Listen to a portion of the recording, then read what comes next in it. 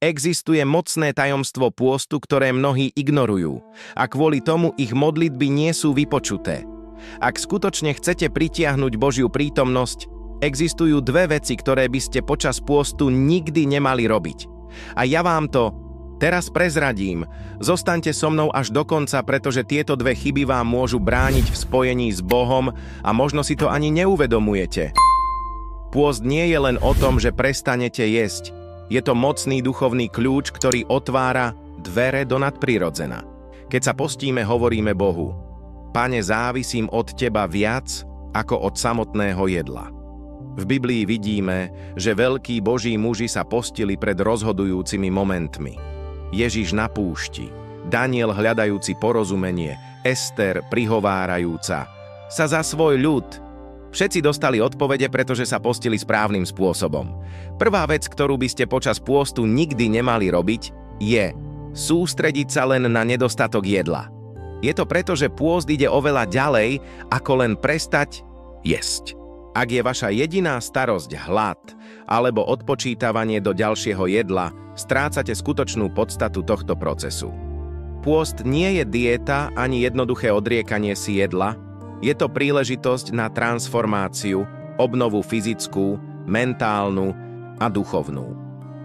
Mnohí ho praktizujú len preto, aby schudli alebo dodržali náboženskú tradíciu, ale nakoniec stratia vzácny moment introspekcie a vnútorného rastu. Skutočný pôst zahŕňa hlbší zámer, ako je modlitba, meditácia a úprimné hľadanie duchovného spojenia. Nemal by sa vnímať ako trest alebo utrpenie, ale skôr ako cesta k posilneniu disciplíny, rozvíjaniu vďačnosti a zvyšovaniu povedomia. Keď sa postíme s porozumením a zámerom, dokážeme sa vyhnúť rozptýleniam každodenného života a zamerať sa na to, čo je skutočne dôležité. Momentálny hlad môže byť nepríjemný, ale učí nás aj cenné lekcie o sebaovládaní, odolnosti a odpútaní sa. Namiesto toho, aby ste sa sústredili na to, čo vám chýba, využite tento čas na to, aby ste vyživovali svoju myseľ a svojho ducha.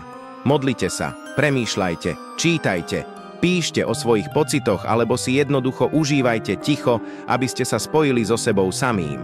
Ak sa počas pôstu len netrpezlivo tešíte na moment, keď sa budete môcť znova najesť, stratí veľkú časť svojho významu. Ak ho však vnímate ako cestu sebaobjavovania, uvidíte, že má čo ponúknuť okrem fyzických výhod.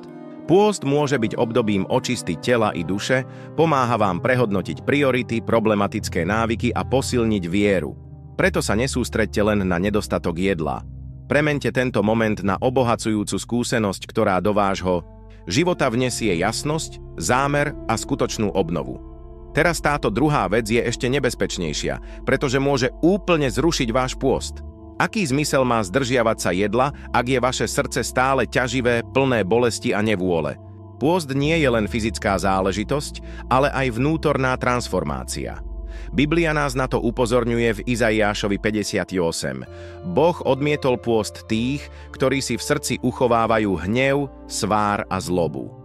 Nestačí tráviť hodiny bez jedla, ak zároveň živíte zlé pocity, zapájate sa do hádok, klebetíte alebo odmietate odpustiť. Keď je srdce znečistené zášťou, pôst stráca svoju duchovnú hodnotu a stáva sa len prázdnym odriekaním. Ježiš nás učí, že odpustenie je nevyhnutné pre priblíženie sa k Bohu. Ako môžeme očakávať, že nás bude počúvať, ak sami nechceme odpustiť? Skutočný pôst si vyžaduje viac ako vonkajšiu obetu. Žiada si vnútornú očistu, úprimné odovzdanie sa a srdce ochotné milovať. Ak chcete, aby Boh prijal váš pôst, potom odpúšťajte, milujte a hľadajte pokoj.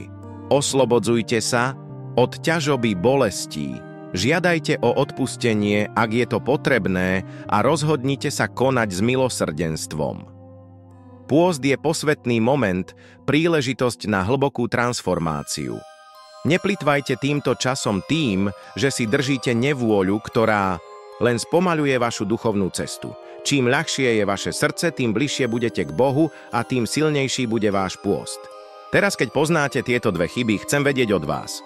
Urobili ste niektorú z nich bez toho, aby ste si to všimli? Napíšte to do komentárov nižšie, chcem to vedieť.